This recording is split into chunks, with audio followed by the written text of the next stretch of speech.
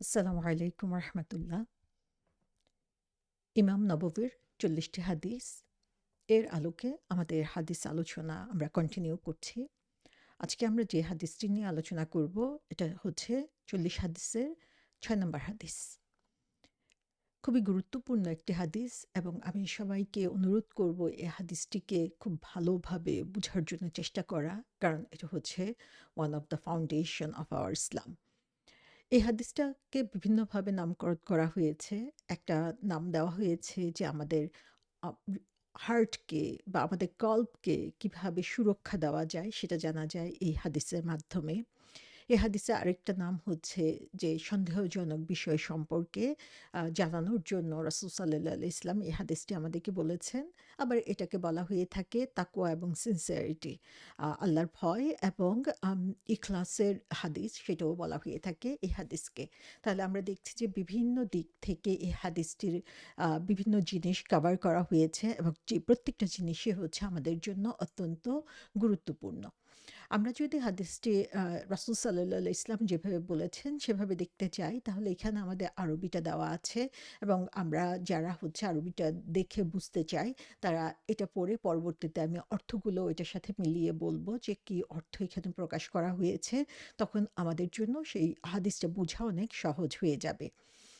হাদিসটার অর্থটা আমি পড়ছি, সেটা হচ্ছে বুখারী এবং মুসলিম শরীফে বর্ণিত আবু আব্দুল্লাহ আল নোমান বিন বাশির রাদিয়াল্লাহু আনহু তিনি বলেছেন যে আমি রাসূল সাল্লাল্লাহু আলাইহি ইসলামের কাছ থেকে শুনেছি, যা কিছু হালাল সেটা সুস্পষ্ট, যা কিছু হারাম তাও সুস্পষ্ট এবং এর মাঝখানে এমন কিছু জিনিস রয়েছে যে জিনিসগুলো অস্পষ্ট, যেগুলো হচ্ছে অধিকাংশ মানুষেরই জানা নেই। যারা হচ্ছে এই অস্পষ্ট জিনিসগুলোর ব্যাপারে সতর্ক থাকে সে তার ধর্মকে এবং সম্মানকে রক্ষা করে, এবং যে এই অস্পষ্ট জিনিসের মধ্যে আম, উম, আ, হারিয়ে যায় সে আসলে হারামের মধ্যে নিজেকে হারিয়ে ফেলে। তারপরে রাসূল সাল্লাল্লাহু আলাইহি ইসলাম একটা উদাহরণ দিয়েছেন এখানে, যে এটা একটা মেষপালকের উদাহরণের সাথে এটাকে কম্পেয়ার করা যায়, যে হচ্ছে তার ভেড়াগুলোকে চড়িয়ে বেড়ায়, কিন্তু সেই ভেড়াগুলো হচ্ছে খুব তার যে সীমানা সেই সীমানার কাছাকাছি অবস্থান করে এবং শেষ পর্যন্ত দেখা যায় যে সীমানার কাছাকাছি অবস্থান করতে করতে একসময় তারা সেই সীমানাকে পার হয়ে যায়। প্রত্যেক রাজারই হচ্ছে তার নির্দিষ্ট সীমা রয়েছে এবং আল্লাহ সুবহানাহু ওয়া তাআলা তিনি হচ্ছেন রাজাধিরাজ। তার যে সীমা সেটা হচ্ছে তিনি আমাদের জন্য কিছু হারাম নির্ধারিত করে দিয়েছেন এবং আমাদের শরীরে আরেকটা উদাহরণ এখানে দিচ্ছেন রাসূল সাল্লাল্লাহু আলাইহি ইসলাম, যে আমাদের শরীরে একটা মাংসপিণ্ড রয়েছে। যদি এই মাংসপিণ্ডটা সুস্থ থাকে তাহলে পুরো শরীর সুস্থ থাকবে এবং যদি এটা করাপ্টেড হয়, এটা দূষিত হয়, তাহলে পুরো শরীর হচ্ছে দূষিত হয়ে যাবে এবং এই যে মাংসপিণ্ডটা সেটা হচ্ছে আমাদের কল্ব, আমাদের হার্ট। এই হাদিসটা হচ্ছে খুবই কম্প্রিহেন্সিভ একটা হাদিস। এটা আমাদের শরিয়া বা ইসলামিক ল এর বিভিন্ন এরিয়াকে কাভার করছে। ইমাম নববী এবং মেনি স্কলার্স তারা এই হাদিসটাকে কনসিডার করেছেন যে ৫ টা হাদিসের মধ্যে আ ৪ টা অথবা ৫ টা হাদিস যেগুলো হচ্ছে বেসিক আমাদের এন্টায়ার রিলিজিয়নের জন্য, দ্বীনের জন্য, তার মধ্যে অন্যতম একটি আ উ হাদিস হচ্ছে এটি এবং এই হাদিসে আমরা দেখি যে ৩ টা জিনিসকে মূলত ফোকাস করা হয়েছে। হালাল কি, হারাম কি এবং অস্পষ্ট জিনিস কি। আমরা যদি এই হাদিসের বেসিক যে বর্ণনাকারী সেটা সম্পর্কে জানতে চাই, তাহলে দেখব যে এই হাদিসটি বর্ণনা করেছেন আবু আব্দুল্লাহ আল নোমান বিন বাশির রাদিয়াল্লাহু আনহু। তিনি রাসূল সাল্লাল্লাহু আলাইহি ইসলামের যে সাহাবারা ছিলেন উল্লেখযোগ্য সাহাবাদের অন্তর্ভুক্ত একজন। তিনি মদিনাতে জন্মগ্রহণ করেছিলেন এবং তার জন্মগ্রহণটাও হলো ঐতিহাসিকভাবে খুবই গুরুত্বপূর্ণ। মুহাজিররা হিজরত করার পরে মদিনাতে যখন তারা হিজরত করেছেন, তারপরে আনসারদের ১ম সন্তান ছিলেন আবু নোমান বিন বাশির রাদিয়াল্লাহু আনহু। অর্থাৎ আম যে একদম ইসলামিক পরিবেশের মধ্যে বা মুসলমানদের মধ্যে জন্মগ্রহণকারী ১ম সন্তান ছিলেন আনসারদের মধ্যে, মদিনাবাসীদের মধ্যে নোমান বিন বাশির। সো তিনি আ হাদিস অনেকগুলো হাদিস বর্ণনা করেছেন। তিনি একজন কবি ছিলেন। তিনি পরবর্তীতে কুফা এবং হিমস ২ টা জায়গার গভর্নর হয়েছিলেন এবং হিজরতের ৬৪ বছর পরে হচ্ছে তিনি মারা গিয়েছেন।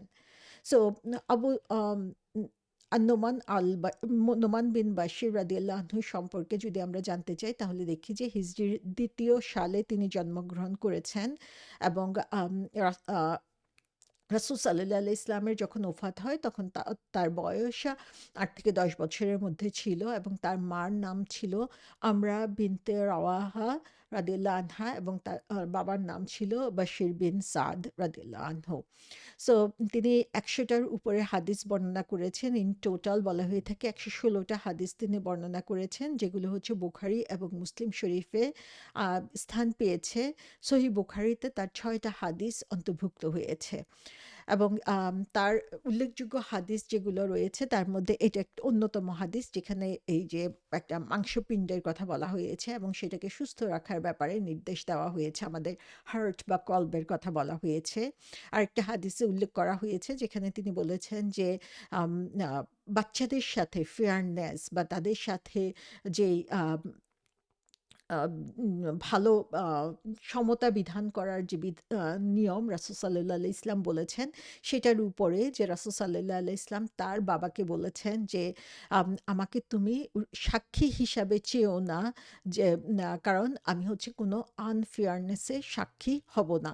অর্থাৎ বাচ্চাদের মধ্যে সমতা বিধান করা, সেটার ব্যাপারে তিনি নির্দেশ দিয়েছেন এবং ঈমানদারদের ইউনিটির উপরেও তিনি নির্দেশ দিয়েছেন যে আ এক এক একটা একজন মুসলমান বা মুসলিম উম্মাহ হচ্ছে একটা শরীরের মতো, একটা দেহের মতো, যে আ একটা শরীরের প্রত্যেকটা পার্টের জন্য আমাদের যেমন আ স্নেহ, দয়া আ থাকে, সেরকমভাবে একটা শরীরের একটা অংশ যদি ব্যথা হয় তাহলে পুরোটা শরীর যেভাবে রিঅ্যাক্ট করে, মুসলিম উম্মার সম্পর্কটাও সেরকম হওয়া উচিত যে কোথাও একজন মুসলিমও যদি কষ্ট পায়, আক্রান্ত হয়, তাহলে পুরো মুসলিম উম্মাহ সেটাতে কষ্ট পাবে। সো এখানে আমরা দেখতে পাচ্ছি যে আ খুব গুরুত্বপূর্ণ কিছু হাদিস এই উল্লেখযোগ্য সাহাবার কাছ থেকে এসেছে এবং যদি সোর্স হিসেবে দেখি যে হাদিসটি কোথায় স্থান পেয়েছে, তাহলে বুখারী এবং মুসলিম শরীফে আমরা দেখতে পাই যে উল্লেখযোগ্য এবং যে হাদিসগুলো হচ্ছে সবচেয়ে বেশি নির্ভরযোগ্য, সেই হাদিসগুলো এসেছে বুখারী এবং মুসলিম শরীফে এবং সে কারণে এই ২ টা হাদিস গ্রন্থে যখন কোনো হাদিস উল্লেখ করা হয়ে থাকে সেটাকে মুত্তাফাক আলাইহি বলা হয়ে থাকে, যে উভয় হাদিস গ্রন্থের মধ্যেই সেটা রয়েছে এবং এই হাদিসগুলো সম্পর্কে খুব কমই সন্দেহ রয়েছে এবং খুবই গুরুত্বপূর্ণ হাদিস এগুলো। সো এই হাদিসটার গুরুত্ব আমরা এখান থেকেও বুঝতে পারি। আমরা যদি সত্যিকারভাবে এর ভার্চু বা গুরুত্ব দিকে খেয়াল করি, তাহলে দেখব যে এই হাদিসটি খুবই গুরুত্বপূর্ণ একটি হাদিস আমাদের দিন বা রিলিজিয়নকে বুঝার জন্য। সো ইমাম বুখারী এই হাদিসটি স্থান দিয়েছেন তার হাদিস গ্রন্থে। এই ব্যাপারে আ হাদিস বিশারদগণ সুন্দরভাবে আর কিছু ব্যাখ্যা করেছেন। তারা বলেছেন যে তিনি শুধু যে মুহাদ্দিস ছিলেন, যিনি হচ্ছেন হাদিস মেমোরাইজ করতেন, হাদিস সংগ্রহ করতেন এবং সেগুলোকে রেকর্ড এবং কম্পাইল করতেন, তাই না, বরং তিনি ছিলেন একজন ফাকিহ। ফাকিহ মানে হচ্ছে যিনি হচ্ছেন জুরিস্ট, যিনি হচ্ছেন জাজ এবং তিনি হচ্ছেন তার এই ফিকহ বা তার যে জাজমেন্ট সেগুলো হচ্ছে বিভিন্নভাবে মানুষের সামনে উপস্থিত করতেন এবং তিনি তার যেই বুখারী শরীফ লিখেছেন, সেই বুখারী শরীফের প্রত্যেকটা চ্যাপ্টারের জন্য তিনি একটা করে টাইটেল নির্ধারণ করেছেন এবং এই টাইটেলগুলো তিনি নির্ধারণ করেছেন যে ওই হাদিসগুলোর সার্টেন স্টেটমেন্টের উপরে, যে সেখানে যে বিষয়গুলো উল্লেখযোগ্য তার উপরে ডিপেন্ড করে এবং এই টাইটেলগুলো দিয়ে আমরা বুঝতে পারি তার যে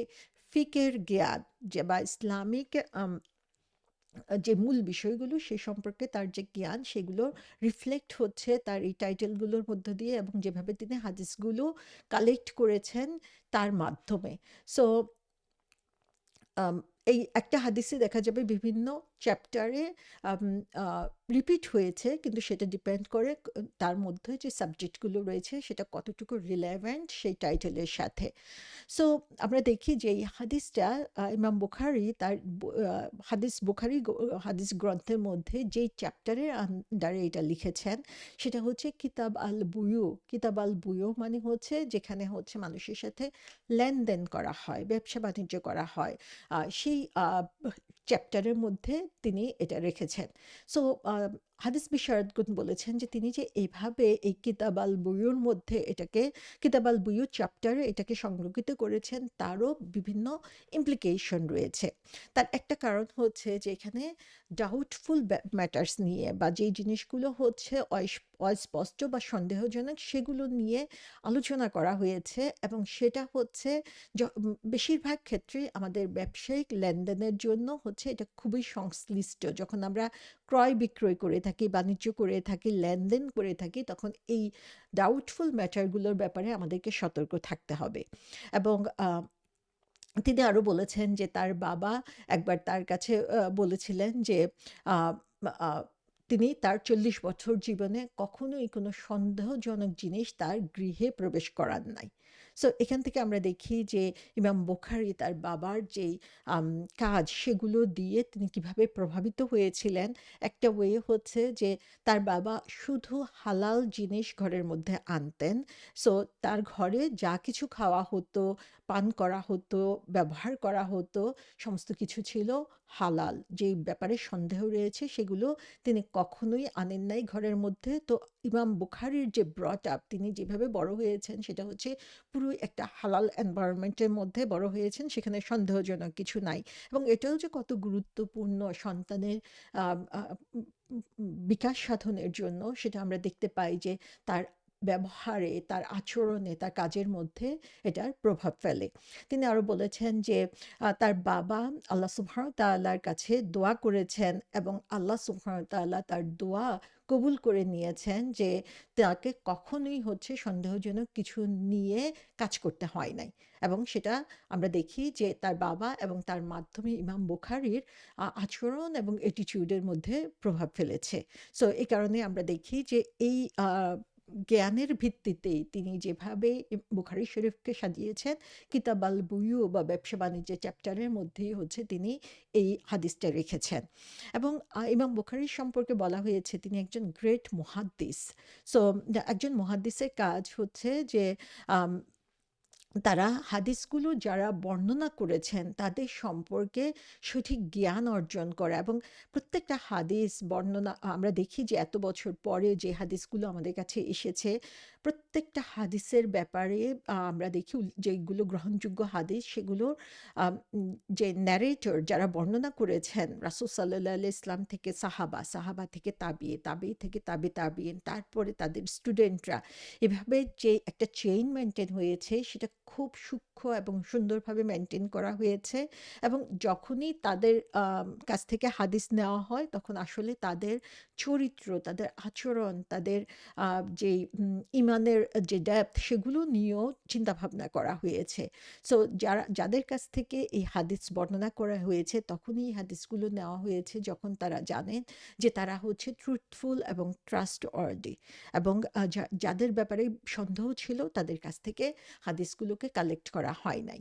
এবং এখানে আমরা দেখি যে আম, ইমাম বুখারী রহমতুল্লাহ আলাইহি তিনি যেভাবে এই হাদিসগুলোকে সিলেক্ট করেছেন বুখারী শরীফে, খুবই সতর্কতার সাথে সিলেক্ট করেছেন। প্রত্যেকটা হাদিস তার ন্যারেশন, যে কথাগুলো রয়েছে সেগুলো সত্যি কোরআন এবং হাদিসের সাথে কোনো ধরনের কনফ্লিক্ট হয় কিনা, যারা এই হাদিস বর্ণনা করেছে তাদের ব্যাপারে সঠিকভাবে খবর নিয়েছেন। তারপরে তিনি হচ্ছে এই হাদিসগুলোকে লিপিবদ্ধ করার আগে তিনি নিজে 2 রাকাত নামাজ পড়ে আল্লাহ সুবহানাহু ওয়া তাআলার সাহায্য চেয়েছেন। তারপরে তিনি এই হাদিসগুলোকে বুখারী শরীফে স্থান দিয়েছেন।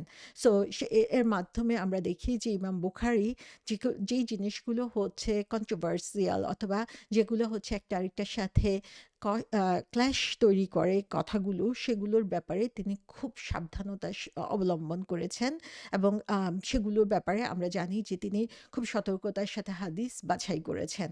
সো এই হাদিসটার ব্যাপারে সেজন্য আমরা নিশ্চিন্ত যে আল্লাহ সুবহানাহু ওয়া তাআলা তাকে যেই যোগ্যতা দিয়েছিলেন তার আলোকে তিনি আম খুব সুন্দরভাবে এগুলোকে যাচাই বাছাই করে আমাদের সামনে তুলে ধরেছেন। এর গুরুত্ব সম্পর্কে আমরা যদি দেখি তাহলে দেখব যে সহিহ আল বুখারীর কমেন্টারি করতে যেয়ে ব্যাখ্যা করতে যেয়ে একজন ইমাম শামসাউদ্দিন কিরমানি তিনি বলেছেন যে এটা আম আলেমদের মতে তারা সর্বসম্মতিক্রমে তারা সিদ্ধান্ত দিয়েছে যে এটা ইসলামের সবচেয়ে গুরুত্বপূর্ণ হাদিসগুলোর মধ্যে একটি। এটাকে পিলার্স অফ ইসলামও বলা হয়ে থাকে, যার মাধ্যমে হচ্ছে যে কয়েকটা হাদিস রয়েছে যেগুলো হচ্ছে ইসলামের পিলার নির্ধারণ করে, সে হাদিসগুলোর মধ্যে একটা হচ্ছে এই আজকের এই ৬ নম্বর হাদিসটি। আর এই যে হাদিসগুলোর মাধ্যমে ইসলামের পিলারকে নির্ধারণ করা হয়ে থাকে, বলা হয়ে থাকে, তার মধ্যে একটা হচ্ছে আমরা এই ইমাম নববীর ফার্স্ট হাদিস এবং বুখারী শরীফের ফার্স্ট হাদিস যে নিয়তের উপরই কাজ নির্ভরশীল, সেটা হচ্ছে নাম্বার 1। নাম্বার 2 আমরা দেখি তিরমিজি শরীফের একটা হাদিস যেখানে বলা হচ্ছে যে আম আম একজন মানুষ সে যে ইসলামকে সঠিকভাবে বুঝতে পেরেছে তার মানে হচ্ছে যে সে যা তার জন্য সংশ্লিষ্ট নয় সেগুলোকে সে ত্যাগ করে থাকে। সো এটা হচ্ছে আ 2nd হাদিসের কথা এখানে বলা হয়েছে, যে হাদিসটা হচ্ছে আমাদের জন্য অত্যন্ত গুরুত্বপূর্ণ এবং এই ৬ নম্বর হাদিসটা হচ্ছে আরেকটা হাদিস যেটা হচ্ছে আমাদের জন্য রেখে দিয়েছেন। সো এখানে আমরা 4th হাদিস হিসাবে যেটা দেখি যে সহিহ বুখারীর ১৩ নম্বর হাদিস, সেখানে বলা হয়েছে যে ততক্ষণ পর্যন্ত তোমরা সত্যিকারের ঈমানদার হতে পারবে না যতক্ষণ পর্যন্ত না তুমি তোমার ভাইয়ের জন্য তাই পছন্দ করবে যা তুমি নিজের জন্য পছন্দ করে থাকো। সো আমরা দেখি যে এই 4টা গুরুত্বপূর্ণ হাদিসকেই পিলার্স অফ ইসলাম বলা হয়েছে। সো এই 4টা হাদিসই আসলে আমাদের সঠিকভাবে বুঝা এবং আমল করা দরকার।